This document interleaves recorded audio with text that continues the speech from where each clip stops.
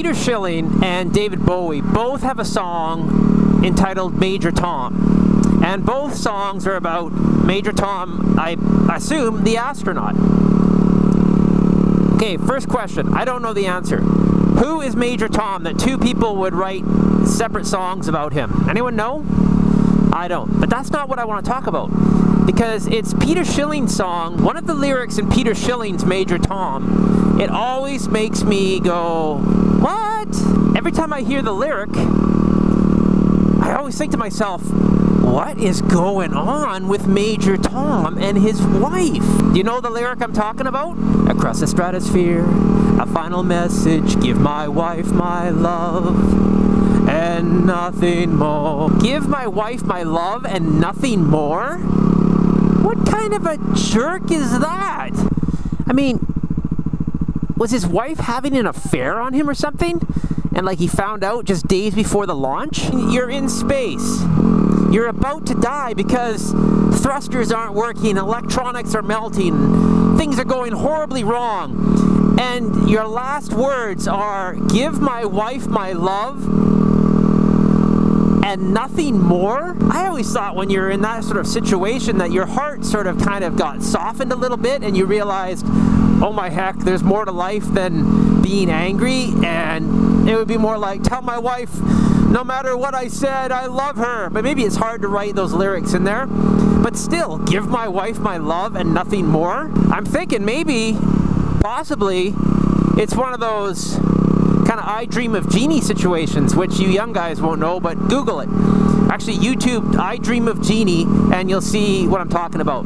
So the show's based on a major and a captain and a genie. And the major, he lands on an island after a space mission. He finds a little bottle and out pops a genie, which is Barbara Eden, who was one of those individuals that made most of us pre-teenage boys go, oh, girls end up like that? Wow. Yeah, maybe Major Tom was having sort of an I Dream of Jeannie thing. Maybe, you know, he had the wife, because in I Dream of Jeannie, Major Tom never married Jeannie. I'm pretty sure he didn't, and which is bizarre because Jeannie is like this gorgeous woman who can grant you anything you want by folding her arms and blinking her eyes and nodding her head. Every time I come down this road, I forget that I gotta go 6 kilometers at 25K.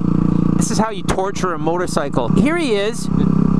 He has his genie, and he doesn't marry her, and his buddy, his best friend, Roger, who I think he's a captain, maybe he's a major too. Maybe they're both majors, I don't know.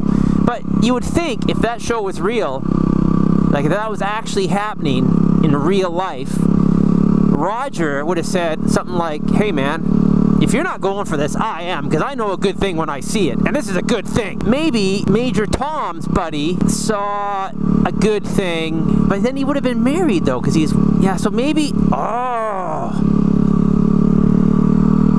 it's coming to me now. Major Tom isn't the good guy. Why didn't I see this before?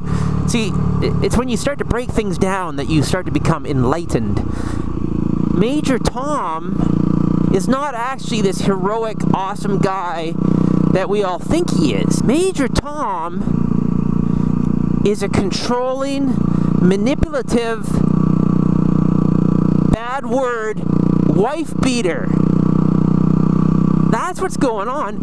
And his buddy, who we'll call Roger, just because we all know who I'm talking about, he's had enough, and he tells Major Tom's wife, look, I'm getting you out of here, and I'm going to treat you right. The day of the launch, Roger gets Mrs. Tom to pack up all her things and her young children, and he takes her to her mother's house, and on the way she stops at a payphone and she phones NASA and tells Major Tom that it's over just as he's getting onto the rocket. Major Tom is now very bitter and angry, but he's got to go through with the launch because hey, he's an astronaut, and astronauts have to do these things despite what's happening in their personal lives. They do the launch, he gets in space, but he's still tormented by what's going on down below on Earth, and he's looking down at the Earth below.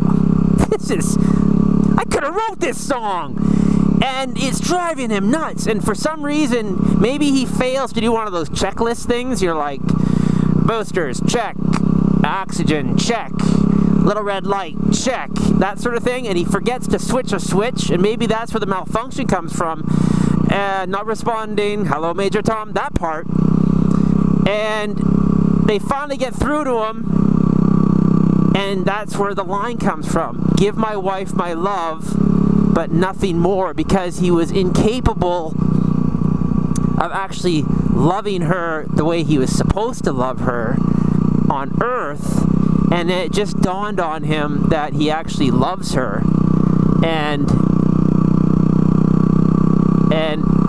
sorrowfully he's going to his grave. He's actually not even going to a grave, because he's just going to turn into space dust. He's going to die before he can actually make things right. That's a great song. You know what else happens? This is what I think should happen. He's dead. Major Tom goes up like a ball of fire over the horizon of Earth, and everyone says, ooh, ah. So Major Tom is dead, and now Mrs. Tom is free to pursue. No, Roger, yeah, she's free, but Roger and her, she actually knew, oh man,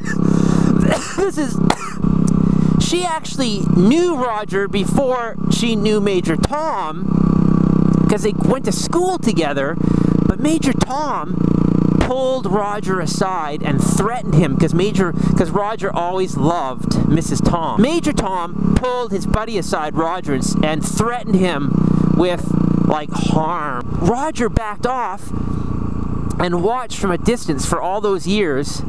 Oh, this is a sad story. And always waiting, and they had 2 kids, and they're very young. That's what makes it great, because now that Major Tom is dead, Roger comes in and sweeps up Mrs. Tom and softly kisses her on the lips and proclaims his undying love for her, and explains why he didn't come that night to the prom. Oh! And they start crying, and the music kicks in. And then, this is the cool part, because Major Tom was an astronaut, he had an astronomical life insurance, and Mrs. Tom gets the millions of dollars. Mrs. Tom and Roger now live together forever, happily, and the kids just always assume that he's dead. I look forward to hearing this song on the radio again, because that's a story that's going through my head. Everybody go YouTube that.